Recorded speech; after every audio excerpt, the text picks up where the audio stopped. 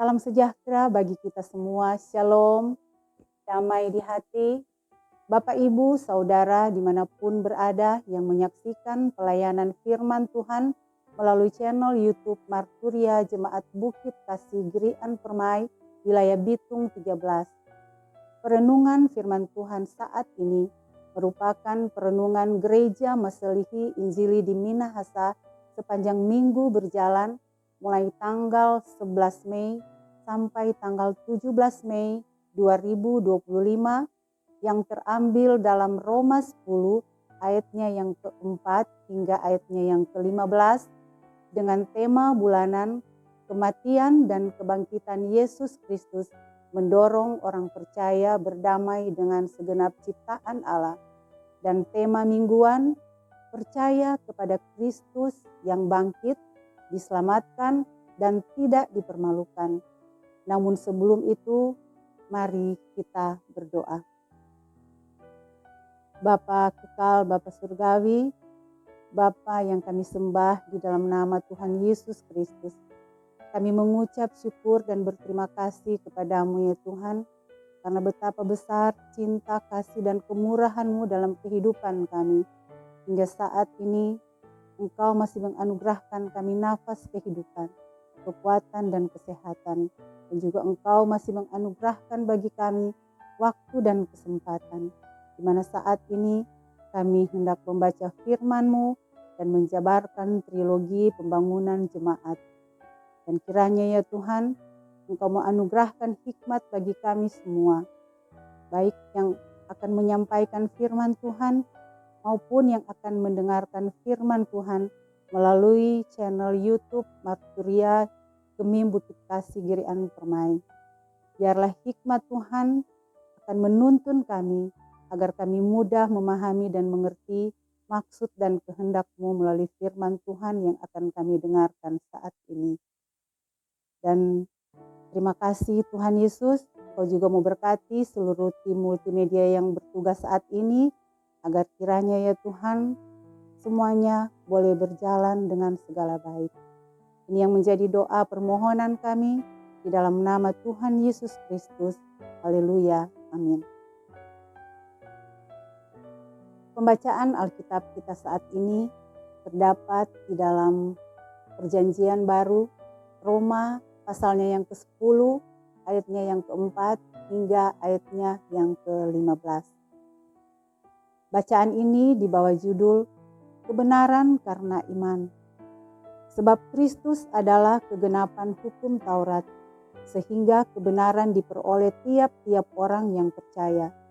Sebab Musa menulis tentang kebenaran karena hukum Taurat, orang yang melakukannya akan hidup karenanya. Tetapi kebenaran karena iman berkata demikian, jangan katakan di dalam hatimu, siapakah akan naik ke sorga, yaitu untuk membawa Yesus turun. Atau siapakah akan turun ke jurang maut, yaitu untuk membawa Kristus naik dari antara orang mati. Tetapi apakah katanya? Ini, firman itu dekat kepadamu, yakni di dalam mulutmu dan di dalam hatimu. Itulah firman iman yang kami beritakan. Sebab jika kamu mengaku dengan mulutmu bahwa Yesus adalah Tuhan dan percaya dalam hatimu bahwa Allah telah membangkitkan Dia dari antara orang mati, maka kamu akan diselamatkan. Karena dengan hati orang percaya dan dibenarkan, dan dengan mulut orang mengaku dan diselamatkan. Karena kitab suci berkata, barang siapa yang percaya kepada Dia tidak akan dipermalukan. Sebab tidak ada perbedaan antara orang Yahudi dan orang Yunani. Karena Allah yang satu itu adalah Tuhan dari semua orang, kaya bagi semua orang yang berseru kepadanya. Sebab barang siapa berseru kepada nama Tuhan akan diselamatkan. Tetapi bagaimana mereka dapat berseru kepadanya jika mereka tidak percaya kepada Dia? Bagaimana mereka dapat percaya kepada Dia jika mereka tidak mendengar tentang Dia? Bagaimana mereka mendengar tentang Dia jika tidak ada yang memberitakannya? Dan bagaimana mereka dapat memberitakannya jika mereka tidak diutus? Seperti ada tertulis, betapa indahnya kedatangan mereka membawa kabar baik. Demikian pembacaan firman Tuhan. Kita akan menjabarkan trilogi pembangunan jemaat dalam Roma 10 ayatnya yang keempat hingga ayatnya yang ke-15 dengan tema bulanan kematian dan kebangkitan Yesus Kristus mendorong orang percaya berdamai dengan segenap ciptaan Allah. Dan tema mingguan, percaya kepada Kristus yang bangkit, diselamatkan dan tidak dipermalukan. Alasan pemilihan tema. Tugas panggilan gereja adalah bersekutu, bersaksi, dan melayani di tengah dunia. Gereja dalam pelayanannya dituntut untuk dapat menjangkau pelayanan di semua sisi kehidupan jemaat. Sebab itu, sangatlah penting untuk menanamkan iman dan nilai kekristenan itu serta mewariskannya dari generasi ke generasi, agar kesadaran hidup sebagai orang percaya kepada Yesus Kristus sebagai Tuhan dan Juru Selamat tidak akan bergeser dan diubahkan oleh apapun di dalam dunia ini. Realitas yang nampak di zaman postmodern ini adalah kecenderungan orang Kristen yang sepertinya terbuka untuk menerima hal-hal yang menurutnya benar sesuai dengan cara pandangnya sendiri.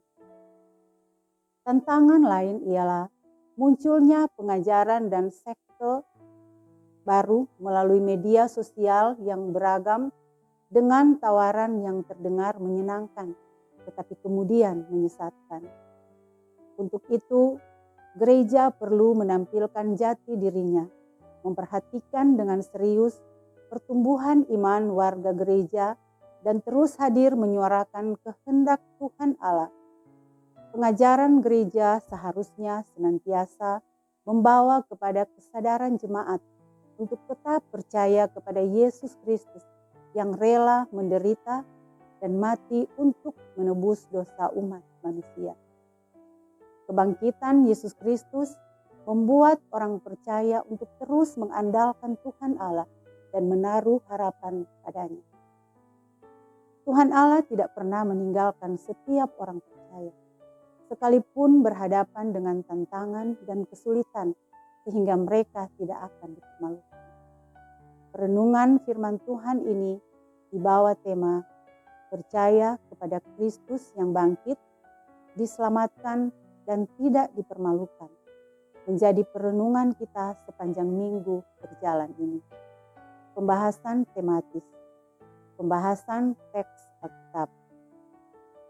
Kitab Roma ditulis oleh Rasul Paulus pada akhir perjalanan misinya yang ketiga di kota Korintus pada tahun 56-57 Masehi. Tema utama yang disorot Rasul Paulus adalah kebenaran dan keselamatan.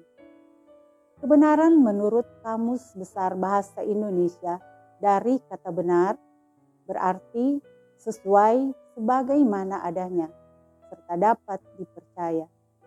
Secara etimologi dalam bahasa Yunani, kebenaran memiliki dua akar kata, yaitu dikaiosune. Kebenaran juga berarti keadilan, serta aletheia, berarti tulus, jujur, tidak ada kepalsuan. Roh Kudus adalah roh kebenaran. Dalam Yohanes pasal 14 ayat 16 sampai ayatnya yang ke-17. Keselamatan dalam bahasa Inggris salvation dari kata Yunani soterios. Dalam bahasa Ibrani yasya adalah keadaan diselamatkan dari bahaya, dilepaskan dari situasi yang mengerikan. Ayat 4, Rasul Paulus mengajarkan bahwa Kristus adalah telos. Dalam bahasa Yunani, akhir, tujuan, pemenuhan, kegenapan dari hukum Taurat. Ini artinya bahwa Yesus bukan meniadakan atau mengakhiri Taurat. Hal ini bisa kita baca dalam Matius 5 ayatnya yang ke-17 hingga ayatnya yang ke-19. Tetapi Kristus adalah penggenapan hukum Taurat.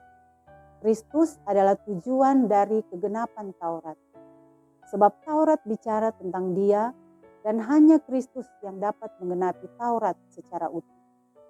Setiap orang percaya kepada Kristus beroleh kebenaran. Paulus menggunakan kata dikaiosune untuk menjelaskan tentang kebenaran. Kebenaran yang dimaksud adalah keadaan yang dibenarkan oleh Allah.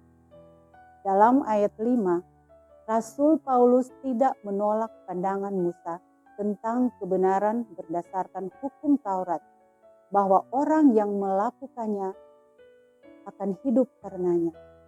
Tetapi Paulus memahami kebenaran iman hanya ada di dalam Yesus Kristus. Memang bagi Paulus, kebenaran bisa diperoleh melalui ketaatan kepada hukum Taurat. Tetapi dalam kenyataannya, tidak seorang pun yang mampu memenuhi tuntutannya. Hal ini bisa kita lihat dalam Roma yang ketiga, ayat 10 hingga ayatnya yang ke-20.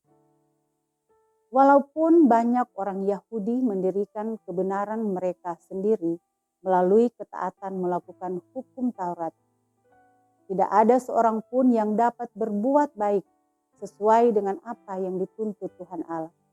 Oleh karena itu, dalam hikmat Allah yang tidak terselami oleh pikiran manusia, dalam Roma 11 ayatnya yang ke-33 hingga ayatnya yang ke-34, Tuhan Allah menetapkan Kristus sebagai penggenap hukum Taurat yang sekaligus sebagai pembuka jalan bagi kebenaran Allah. Ayat 6 sampai ayatnya yang ke-8. Rasul Paulus menyatakan bahwa manusia tidak perlu bersusah payah mengambil inisiatif naik ke surga untuk membawa Yesus turun dan pergi ke jurang maut dan membawa Yesus naik dari antara orang mati. Sebab kebenaran karena iman itu dekat di mulut dan di hati. Pengakuan di mulut mesti didahului oleh kepercayaan di dalam hati. Karena hati dalam bahasa Yunani kardio adalah inti diri. Itu berarti menyangkut keseluruhan diri. Kepercayaan di dalam hati harus dinyatakan melalui mulut atau ucapan. Semuanya dikerjakan Allah sendiri bagi umatnya, supaya sama seperti hukum Taurat itu dekat dengan bangsa Israel. Begitu pula firman sangat dekat dengan umatnya. Ini berarti Kristus sudah menggenapi tuntutan hukum Taurat. Dan bagian manusia adalah mengimaninya. Jadi, percaya kepada Kristus adalah kunci hidup dalam kebenaran. Sebab tidak ada seorang pun yang dapat hidup membenarkan diri sendiri. Pembenaran itu adalah inisiatif Allah. Dalam ayat 9 hingga ayatnya yang ke-10, Rasul Paulus menyampaikan iman yang benar, bahwa kebenaran itu penting. Karenanya, iman harus bersumber dari mulut dan hati. Artinya, pengakuan dari mulut bahwa Yesus adalah Tuhan harus dimulai dari keyakinan di dalam hati. Ayat 10 berkata, karena dengan hati orang percaya dan dibenarkan, dan dengan mulut orang mengaku dan diselamatkan. Perkataan yang keluar dari hati merupakan pernyataan iman. Tuhan melihat hati dan menilai apakah orang percaya sungguh yakin kepadanya. Begitu pula dengan mulut. Ini menunjukkan perlunya suatu pengakuan akan kepercayaan itu yang dapat didengar dan dilihat serta dinikmati oleh orang lain. Paulus menekankan tentang keselamatan pada ayatnya yang ke-10 dalam kaitan dengan pengakuan orang percaya melalui mulut dan tindakan. Sehingga pembenaran mencakup juga penyelamatan. Bagi Paulus penting dipahami bahwa Iman percaya berkaitan dengan peristiwa historis, yaitu kebangkitan Kristus. Jadi kebangkitan Kristus menyatakan bahwa Dia adalah Tuhan bagi dunia.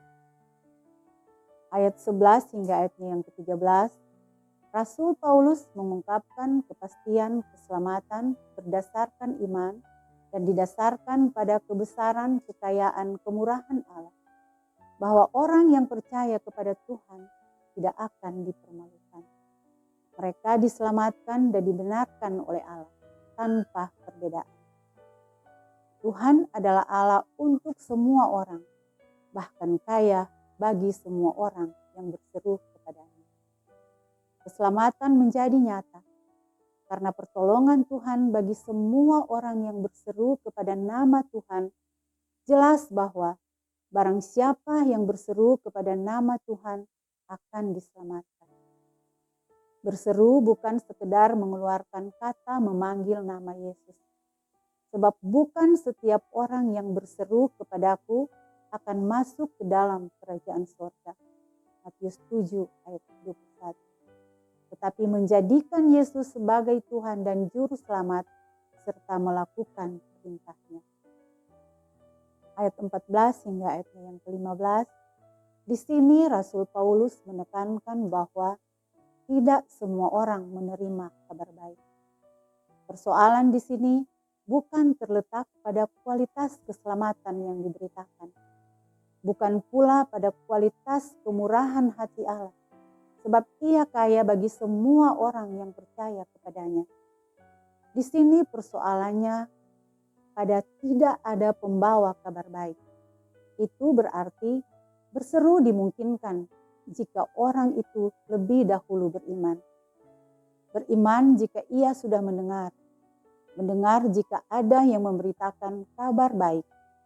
Memberitakan kabar baik jika ada yang diutus menyampaikannya.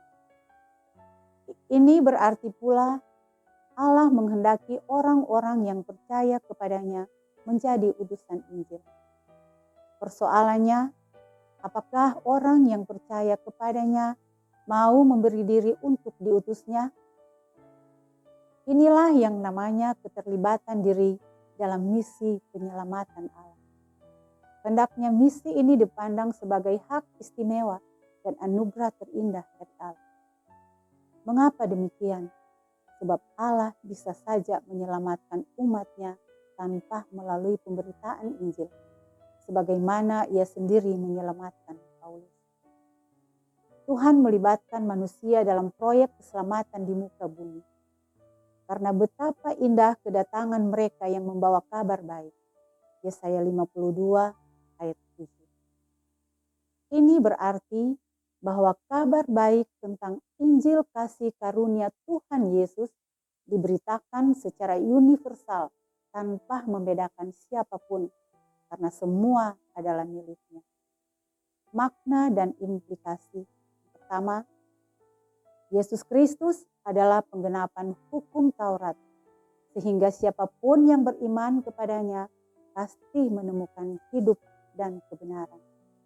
Kedua, semua orang telah berdosa dan kehilangan kemuliaan Allah, serta berdiri di dalam penghukuman. Karenanya, manusia memerlukan juru selamat, yaitu Tuhan Yesus Kristus, yang adalah Injil dan kabar baik itu sendiri. Yang ketiga, manusia tidak perlu melakukan hal-hal yang tidak mungkin atau mencari cara mendaki untuk naik ke surga kepada Allah, sebab Ia sudah datang ke bumi kepada kita. Tidak perlu manusia bersikap seolah-olah Kristus masih di dalam kubur dan pekerjaan keselamatan masih belum sempurna, sehingga kita mencari cara untuk menyempurnakannya. Karena yang perlu kita lakukan hanyalah percaya dengan hati dan mengakui Kristus dengan mulut bahwa Yesus adalah Tuhan. Yang keempat, kiranya kita menjadi pembawa pesan kabar baik, siap diutus bagi yang belum mendengar tentang Kristus, untuk memberitakan bahwa tidak ada keselamatan tanpa Kristus. Gereja kiranya memperlengkapi warga gereja untuk menjadi pemberita-pemberita Injil dan melahirkan pekerjaan-pekerjaan yang siap dikirim dan diutus untuk menyampaikan kabar baik, yaitu Yesus Kristus kepada dunia, meskipun hal ini tidak mudah. Sebab pasti berhadapan dengan penolakan, dihina, penuh sengsara, dan menderita kesakitan, sebagaimana mengacu pada hamba yang menderita. Siapakah yang percaya dengan pemberitaan kami? Roma 10 ayat yang ke-16b. Yang kelima, sebagai orang beriman, marilah kita semua berusaha mengenal Tuhan dengan benar melalui firman-Nya, agar kita dapat berseru kepadanya. Miliki keyakinan bahwa Yesus Kristus, baik dulu, sekarang, dan selamanya, adalah juru selamat dunia. Kita percaya bahwa iman kepada Kristus yang bangkit, diselamatkan, dan kita tidak akan dipermalukan.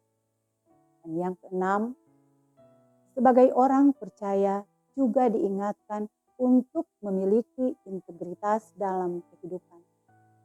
Apa yang diimani dan diyakini, itu juga yang diucapkan sebagai kesaksian iman, yang terlihat pula dalam tindakan-tindakan sebagai orang percaya. Satu hati, satu kata, dan satu tindakan kiranya mewarnai kehidupan sebagai orang percaya yang diselamatkan oleh Tuhan Yesus Kristus. Demikian menjabarkan trilogi pembangunan jemaat. Mari kita berdoa. Segala puji dan syukur kami naikkan ke hadirat-Mu yang kudus, ya Tuhan. Saat ini kami sudah membaca dan merenungkan serta menjabarkan trilogi pembangunan jemaat. Dan biarlah ya Tuhan, Engkau urapi kami dengan kuasa Roh Kudus-Mu, agar kiranya firman yang sudah kami baca dan renungkan saat ini, itu akan mendapat tempat terbaik dalam hati dan pikiran kami. Sehingga kami boleh menjadi pelaku-pelaku firman dalam kehidupan kami hari lepas hari. Terima kasih Tuhan Yesus, dan biarlah kami semua yang mendengarkan firman Tuhan ini akan terberkati, sehingga kami juga menjadi saluran berkat bagi orang-orang yang ada di sekitar kami. Terima kasih Tuhan Yesus, tetap terus Engkau memberkati tim multimedia Jemaat Gemim Bukit Kasih, agar kiranya mereka senantiasa selalu menjalankan tugas tanggung jawab pelayanan dengan penuh sukacita iman. Ini yang menjadi doa kami, di dalam nama Tuhan Yesus Kristus kami sudah berdoa. Haleluya. Amin.